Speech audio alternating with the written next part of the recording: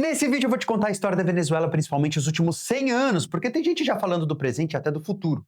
Então vamos estudar a história, que a gente tem informações seguras, você pode verificar as fontes na descrição do vídeo, e aí você vai conseguir formar sua própria opinião sobre o presente. Se liga!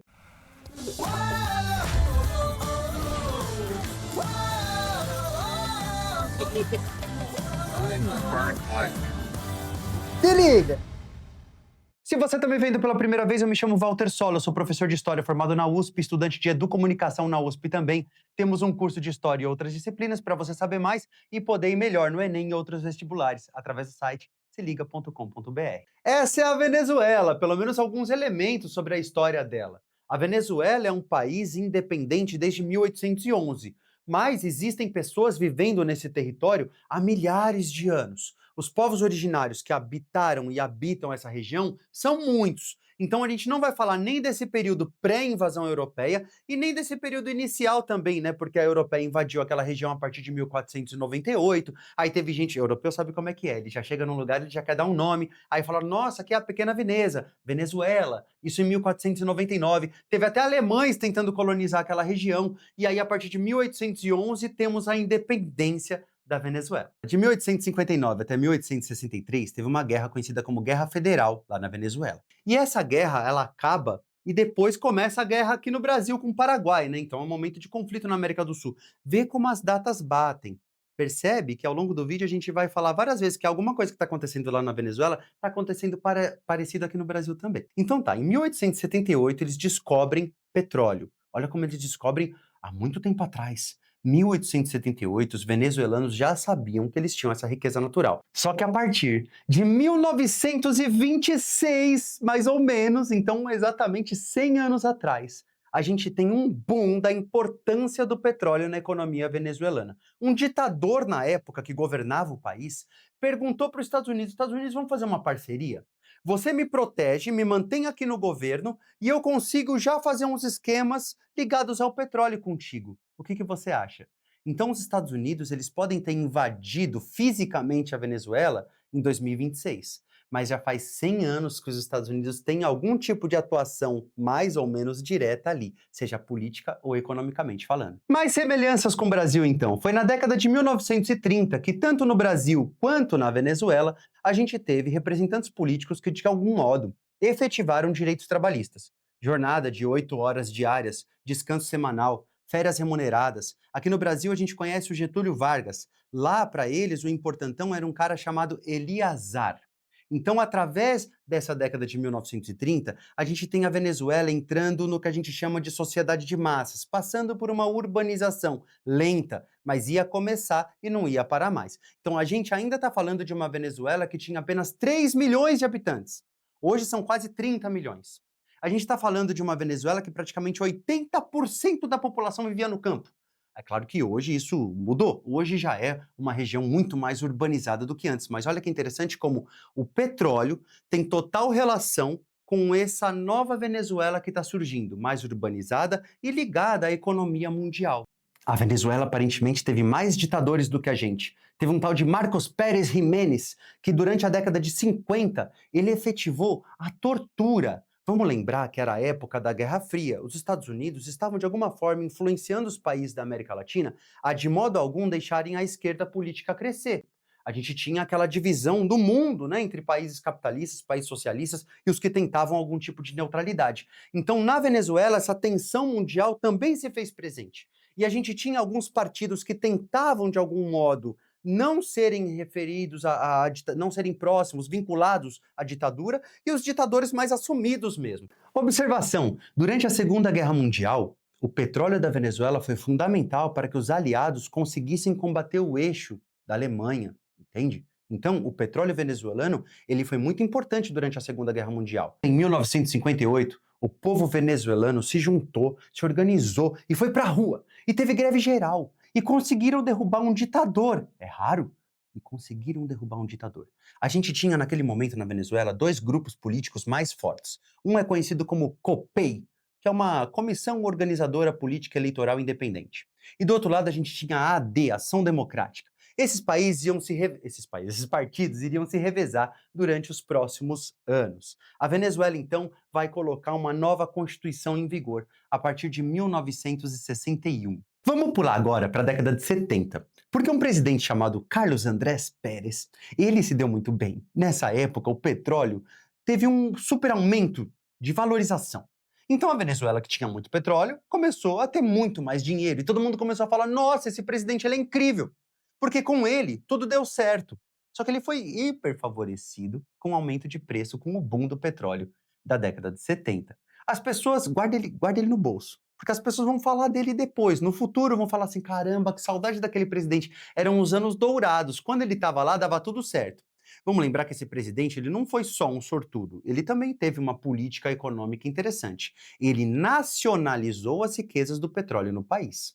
Então ele causou, de alguma forma, um estranhamento em algumas forças internacionais, por exemplo, os Estados Unidos. A década de 70 foi de prosperidade em relação ao petróleo venezuelano. A década de 80 foi o contrário. Foi uma década de muita inflação, foi uma década de problemas sociais e o valor do barril do petróleo começou a baixar. Então, no final da década de 80, a gente já está falando de 1989. O povo venezuelano queria de volta o Carlinhos, o do sucesso da década de 70. Falou: bota ele de novo porque ele vai saber fazer acontecer. Botaram ele de novo. E aí a gente teve uma lição de história. Que muitas vezes a história se repete, mas em fragmentos, nunca no todo. Senão a gente teria uma volta no tempo. O que acontece então é que as pessoas têm saudade do tempo passado, mas quando tenta colocar o passado de volta no presente, acontece uma distorção, a gente vê que não dá para voltar para o passado.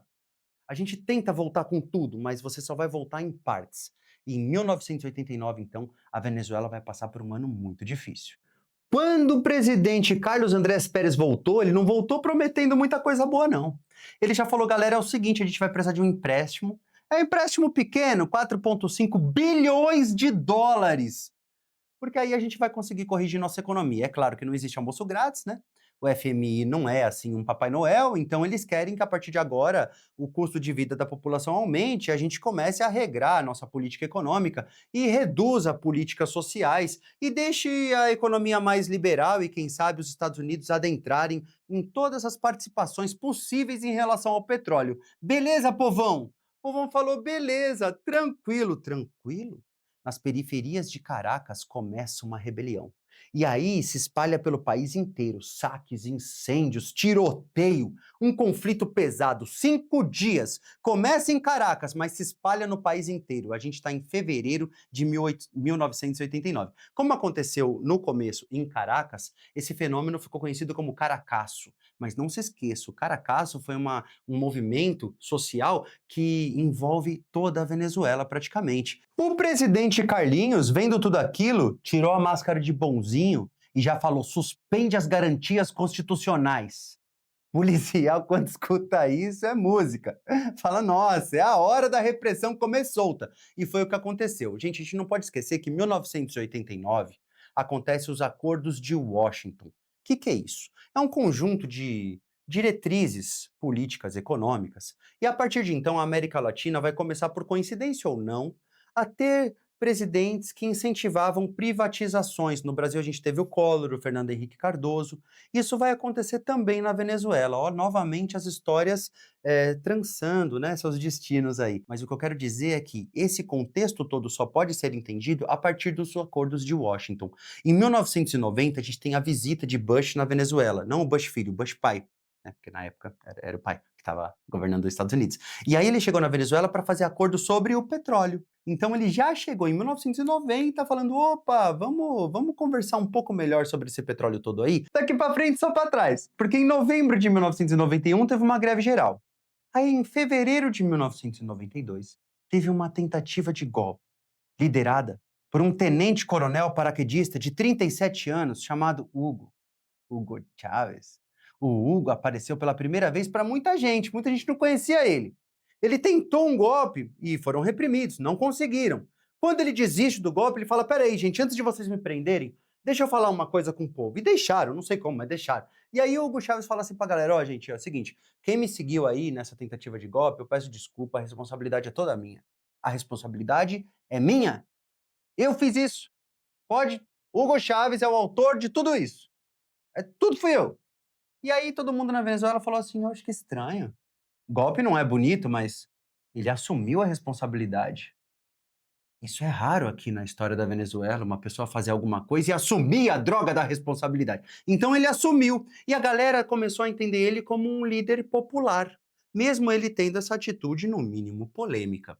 E aí, em 1993, continuam os conflitos. Aliás, no final de 1992 teve mais problemas, teve outra instabilidade, outro conflito social, teve professores também em greve de fome por causa das suas precárias condições de vida. Em 1993, foram analisar ali algumas contas do presidente e descobriram alguns desvios. E aí, julgaram o presidente, que precisou ter prisão domiciliar decretada e ficou mais de 2 anos nessa prisão. Olha aí, mais algumas coincidências. O último presidente da Venezuela antes da entrada do Hugo Chávez, a gente já vai chegar nele, é um tal de Rafael Caldeiras. É esse cara aqui. Depois dele, a gente teve a entrada do Hugo Chávez, mas vamos registrar que esse Rafael Caldeiras aí, ele também tentou uma política liberal, uma política neoliberal, né, para ser mais técnico, e aí a Venezuela continuava em situações muito difíceis, de precariedade social. Então, no final de 1998, teve uma eleição e pela primeira vez o Hugo Chávez concorreu por um partido novo. Ele era visto como um outsider, entende? Ele era visto como alguém de fora da política, por mais que ele não fosse. Ele acabou pegando essa onda, né, de a galera falar assim: ah, estamos cansados desses partidos tradicionais aí. A AD, a COPEI, isso aí não está ajudando a gente mais. Se é que um dia ajudou. Então eles todos entraram nessa onda de que, olha, essa pessoa vem de fora, ela vai fazer algo muito diferente do comum. E aí a gente tem o começo do governo de Hugo Chávez a partir de 1999. Quando Hugo Chávez entra no poder, muita gente pensa assim: ah, como ele era visto como alguém assim socialista, então ele já deve ter feito grandes intervenções na economia. Não. As primeiras medidas do Hugo Chávez foram medidas políticas. Ele já quis logo uma Assembleia Constituinte, ou seja, ele queria uma nova Constituição, que chegou, foi implantada na Venezuela a partir de 1999. Nessa Constituição dizia que o voto não seria mais obrigatório. Veja, o voto na Venezuela, desde 99, não é obrigatório. O que quer dizer que, por mais que você não concorde com as políticas de Hugo Chávez, é difícil, entra numa zona cinzenta, tecnicamente falando, dizer que ele era um ditador. Porque ele nem obriga você a votar e nem te exclui da política. Entende? Que ele pode ser visto como um autoritário, porque ele inflou o poder executivo. Ele certamente tem um poder autoritário. Mas ditador é difícil ser taxativo, por conta de algumas prerrogativas constitucionais. Ele fazia plebiscitos, referendos, consultas populares e obedecia ao resultado dessas consultas. Ah, mas tinha fraude. Pode ser, podemos investigar, mas é difícil ser taxativo em relação à postura do Chaves, pelo menos nesses anos iniciais. Com a nova Constituição, pela primeira vez, o direito dos indígenas foi reconhecido na Venezuela, nunca antes. E a gente também teve um início de várias políticas sociais. Mas economicamente falando, as intervenções foram muito tímidas. A burguesia continuou no poder. Vê como é complexo? A gente às vezes quer logo jogar uma pessoa numa caixa ou em outra, mas quando a gente estuda de verdade um assunto, a gente vê que essas classificações, na verdade, são como se fossem ilusórias. A gente se engana, porque política é muito mais complexo do que pode parecer com um só adjetivo. Com a nova Constituição, precisaram fazer um novo pleito, né, uma nova eleição. E aí o Chaves foi lá e venceu novamente. A partir de então, a Venezuela se chamaria, a partir de agora, e hoje se chama assim, né? República Bolivariana da Venezuela, que é uma homenagem ao Simão Bolívar, né, aquele que foi um dos principais líderes, se não o maior líder da sua independência. O Hugo Chávez, então, a partir de agora, ele tem uma nova Constituição, o nome do país é outro, e agora ele vai começar a fazer intervenções na economia. Ele cria 49 leis, entre elas lei da pesca, lei agrária, lei dos hidrocarbonetos. Então ele vai, agora sim, ele começa a fazer intervenções na economia também. E é a partir de agora que vai ter uma reação com interferência dos Estados Unidos de novo. Final de 2001, protesto nacional. Começo de 2002, em abril de 2002, no dia 7, tinha um programa lá rolando, que era o Alô Presidente. Hugo Chávez ia lá e fazia propagandas do governo. Nesse dia, Hugo Chávez estava, digamos assim, com ideias disruptivas na cabeça. Aí ele falou pra produção: "Vocês, por favor, vocês me veem um apito". A produção: "Putz, mano, lá vem ele, mano. O Gão, quando quer, é difícil, mano. Hugo, para de arrumar problema". "Não, cadê o apito, mano?". Pegaram o apito pro cara. Aí ele pega o apito dele e começa a apitar. E a cada apito, ele falava assim: "Offside", como quem, porque eles lá jogam muito beisebol, né. Então eles falavam assim: "Offside, tal cara funcionário da empresa tal que foi contra a minha pessoa que tá tentando me tirar do poder, tá demitido". Apitava de novo: "Offside, tal pessoa que é líder de não sei onde da instituição que tá fazendo oposição ao meu governo". E ele foi demitindo um monte de gente em rede nacional. Isso foi no dia 7 de abril. No dia 11 de abril, a imprensa, quase toda a imprensa privada da Venezuela se junta e eles incentivam manifestações populares. Segundo a mídia venezuelana privada, eles tiveram mais de 500 mil pessoas nas ruas. Essas 500 mil pessoas nas ruas foram reprimidas, teve gente tomando tiro de sniper, 13 pessoas aproximadamente, né, perderam a vida por tiros de sniper. E aí a imprensa toda se coloca louca contra o governo, e o governo também vai tentar se defender e dizer que aquilo era uma grande conspiração internacional. Então, na Venezuela, desde aquele momento, a gente tem essa bipolaridade, essa bipolarização, que ela é prejudicial, né, para a maioria das pessoas que vivem no país, porque os líderes falam assim: olha, ou você está comigo ou você está contra mim. Ou você está do meu lado ou você está do lado do inimigo. É como se todo mundo que pensasse alguma coisa um pouco mais complexa do que A ou B não servisse. Ou você está do lado A ou você está do lado B. E aí o governo venezuelano vai se utilizar dessa ideia. Então quem fosse contra o governo ia ser colocado como oposição, ia ser colocado como a favor dos Estados Unidos e acabou. Então o Chaves vai se valer disso, dessa realidade, dessa divisão, dessa ruptura social na Venezuela. E a partir de 2002 a gente tem uma intensificação disso, né? Então acontece essa revolta toda e acontece uma repressão do governo em relação a essa revolta. Dia 11, todo mundo na rua. Dia 12, madrugada, começo do dia 12, Hugo Chávez se rende. Ele se rendeu. Ele foi pego. A oposição venceu. O golpe foi implantado. Ah, professor, mas o Hugo Chávez também não seria um golpista de algum modo? É, ele perdeu lá quando ele tentou o golpe de 92, mas esse golpe de 2002 foi efetivado. Só que durou pouco tempo, 45 horas, menos de 2 dias inteiros. O povo se une, os defensores do governo se unem e vão então se opor aos opositores, digamos assim. Eles reagem àquele golpe. E, por incrível que pareça, no dia 13, 2 dias depois, Hugo Chávez volta ao poder. Ele volta ao poder, mas no final de 2002 vem mais gente. Dava uma super série isso.